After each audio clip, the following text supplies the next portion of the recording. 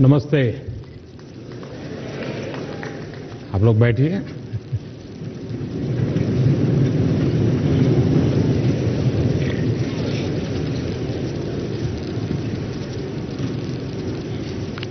फिर एक बार आपका ये दोस्त आपके बीच में है।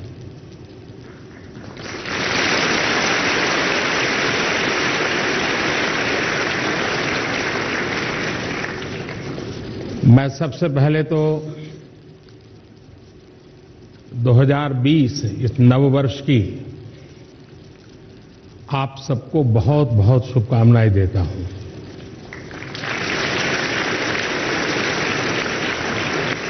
और ये 2020 का सिर्फ नया वर्ष ऐसा नहीं है, ये नया डेकेड है, नया दशक है। और आपके जीवन में ये दशक जितना महत्वपूर्ण है उतना ही हिंदुस्तान के लिए भी ये दशक सबसे ज्यादा महत्वपूर्ण है। इसका मतलब ये हुआ कि इस दशक में देश जो भी करेगा उसमें इस समय जो 10वीं 12वीं के विद्यार्थी हैं उनका सबसे ज्यादा योगदान होगा। मतलब ये दशक महत्वपूर्ण बने, नई ऊंचाइयों को पाने वाला बने, नए सपने, नए संकल्प, नए अरमान, नई सिद्धियों के साथ आगे बढ़े। ये सब इस पीढ़ी पर ज्यादा निर्भर करता है। और इसलिए भी इस दशक के लिए मैं आपको अनेक अनेक शुभकामनाएं देता हूं।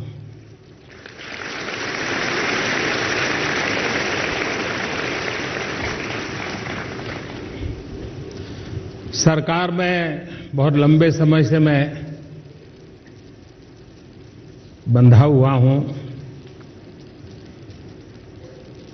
बहुत लंबे अरसे तक मुख्यमंत्री रहा, तो फिर से आप लोगों ने ये काम दे दिया।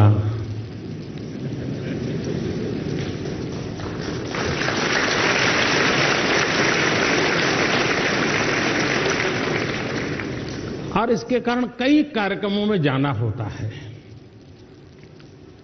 अनेक विविध प्रकार की प्रवृत्तियों से जुड़ने का अवसर मिलता है। हर प्रसंग का एक अपना अनुभव होता है, कुछ जानने को मिलता है, कुछ सीखने को मिलता है। हर एक का अपना अपना महात्म्य होता है। लेकिन अगर कोई मुझे कहे कि सारे इतने कार्यक्रमों के बीच वो कौन सा कार्यक्रम है जो आपको सबसे ज्यादा दिल को छूने वाला है, अपने दिल के करीब है, तो मैं कहूंगा क्या? कौन सा? बिल्कुल सही कहा आप लोगों ने। मुझे बड़ा अच्छा लगता है क्योंकि और मैं जब इसकी तैयारी होती है, जब आप लोग कुछ लिख करके भेजते हैं और मैं देख रहा हूं कि देश के हजारों स्कूल, शायद देश का कोई तहसील ऐसा नहीं होता होगा जो इससे जुड़ता ना हो, तो मुझे भी देश के अलग अलग कोने में युवा मन क्या सोचता है, युवा मन क्या चाहता है, युवा मन क्या कर सकता है, ये मैं भली भांति फील कर सकता हूं। मैं अंदाज कर, अच्छा इतना बढ़िया बता रहे हैं ये बच्चे, तो मन को एक आनंद आता है। उसी प्रकार से जब मैं नौजवानों के साथ हैकेथॉन के कार्यक्रम में जाता हूं, भारत का उज्जवल भविष्य कितनी नई इमेजिनेशन के साथ आगे बढ़ सकता है, ये उसमें अनुभव आता है। तो ऐसे कई कार्यक्रम जहां पर नौजवानों से मिलने का मौका मिलता है, युवा पीढ़ी से बात करने का अवसर मिलता है, तो मेरे लिए भी एक शिक्षा का अवसर होता है। और इसलिए मैं अब ये सीख है कि मैं परीक्षा पे चर्चा न करता तो प्रधानमंत्री की कुर्सी को कोई तकलीफ होने वाली नहीं थी। अगर मैं न करता तो कोई अखबार में एडिटोरियल भी नहीं छपने वाला था कि देश का प्रधानमंत्री क्या करता है, ये करता तो है नहीं। ये मैंने खुद ने खोज करके अपने जिम्मे लिया है, क्योंकि जैसे आपके माता पिता जब आप 9वीं कक्षा से निकलने की तैयारी में हो, उनके दिमाग में 10वीं 11वीं 12वीं भर जाती है।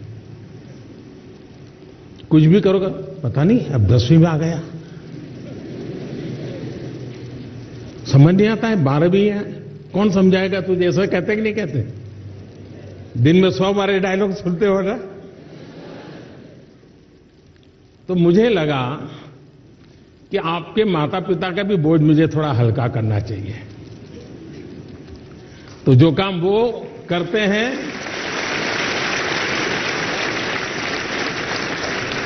मैं ही सामूहिक रूप से कर लूं, क्योंकि मैं भी तो आपके परिवार का सदस्य हूं।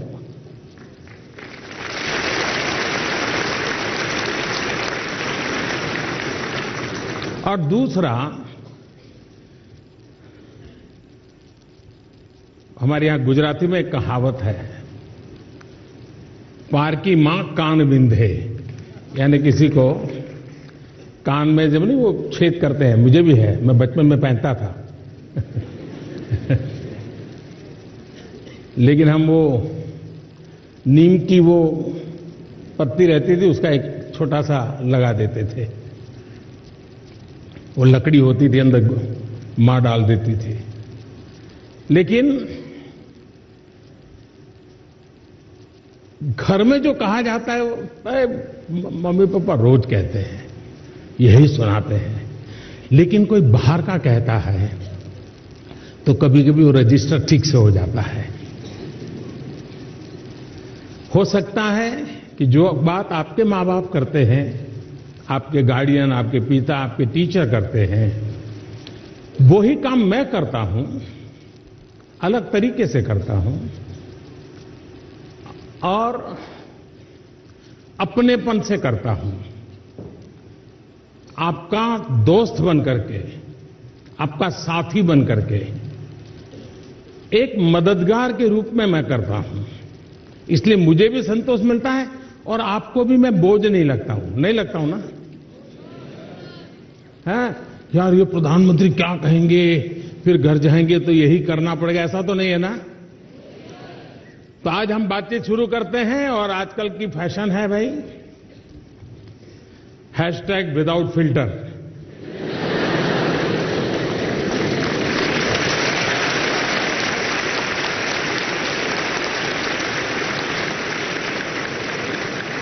तो हमारे बीच भी हैशटैग विदाउट फिल्टर।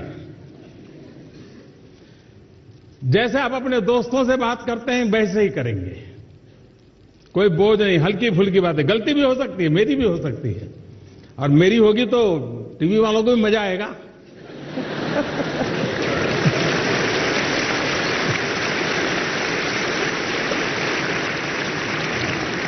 मैं ज्यादा तो उनको खुश नहीं कर सकता हूं, लेकिन अगर उनको इससे भी खुशी मिलती है तो मुझे और खुशी होती है। खैर दोस्तों, हल्के फुल्के इस माहौल में अपन बातचीत शुरू करते हैं। पहला सवाल किसका है? माननीय प्रधानमंत्री जी, आपके उत्साहपूर्ण प्रेरक उद्बोधन से सभागार में उत्सव का माहौल बन गया है। इस सभागार में उपस्थित हजारों छात्र छात्राओं के अलावा विश्व भर के 25 देशों से 30 करोड़ से अधिक छात्र, शिक्षक एवं अभिभावक इससे लाभान्वित हो रहे हैं। मान्यवर, आपके आशीर्वाद एवं अनुमति से अब हम सभी विद्यार्थियों, शिक्षकों एवं अभिभावकों के लिए संयुक्त लाभदायक प्रश्नों की श्रृंखला का आरंभ करना चाहते हैं।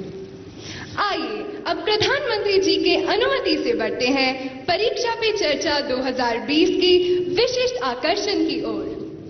मान्यवर, देश की आन बान शान की भूमि राजस्थान के पीडीएस सेकेंडरी स्कूल की कक्षा 10वीं की छात्रा यशश्री यहाँ उपस्थित है और आपसे मार्गदर्शन चाहती हैं।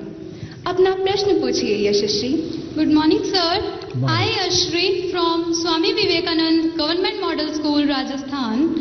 My classmates and I are appearing for board exams this year. तो इसके बारे में हमारा बहुत बार मूड ऑफ हो जाता है. So, sir, please motivate us and give some suggestions to face the exams without any stress and nervousness. Thank you. धन्यवाद यशश्री। माननीय प्रधानमंत्री जी, यशश्री यह जानना चाहती है कि बोर्ड की परीक्षाओं के विचार उनका मूड ऑफ कर देता है। वह कैसे अपने आप को परिश्रम करने के लिए प्रेरित करे? मैं सोच रहा था नौजवानों का तो मूड ऑफ होना ही नहीं चाहिए।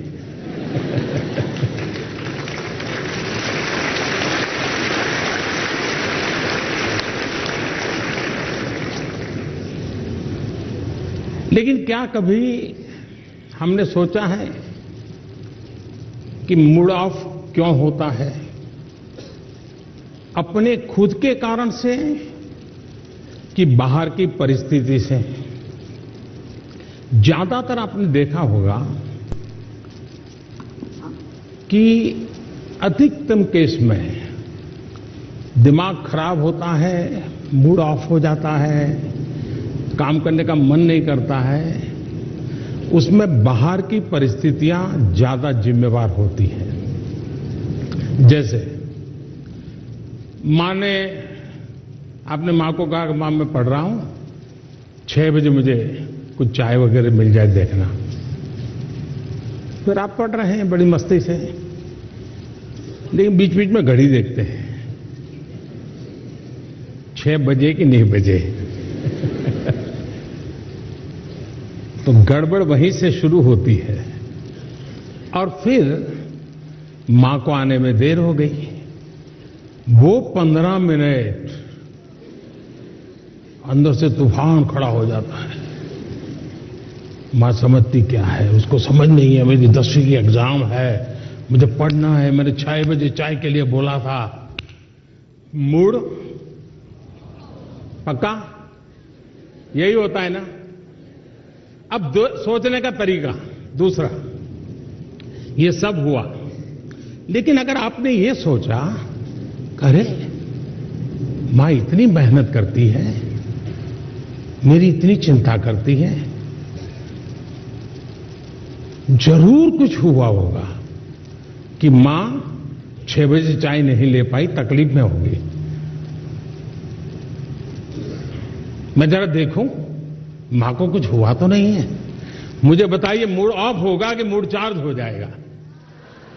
क्यों? क्योंकि आपने अपनी अपेक्षा को इतना अपने साथ नहीं जोड़ दिया कि जिसके कारण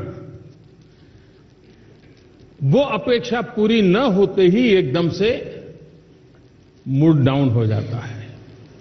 अगर हम आदत बना दें, आपने देखा होगा कि हम 5-6 दोस्तों ने कोई खेलने का कार्यक्रम बना दिया, खेलने के लिए जा रहे हैं, लेकिन एक साथी अभी आया नहीं, हम लोगों को जाना है, जल्दी जाना है। आपने देखा होगा कि उन 5 जो पहुंच गए हैं उसमें 2 ऐसे होंगे जो छटपटाएंगे, यार आया नहीं, यार आया नहीं, देखो लेट हो गया, देखो लेट हो गया। उनका दिमाग उसमें। 3 ऐसे हो गए, अरे यार छोड़, आएगा। अपना मन का कैसा हम मैनेजमेंट करते हैं, ये मूड का साथ। जहां तक मोटिवेशन एंड डिमोटिवेशन का सवाल है, जीवन में शायद ही कोई ऐसा व्यक्ति हो जिसको इन चीजों से गुजरना न पड़ता हो। हर किसी को इस दौर से गुजरना ही पड़ता है। बार बार गुजरना पड़ता है। कभी कुछ करने के लिए बहुत मोटिवेटेड होते हैं, कभी एकदम से असफलता मिली तो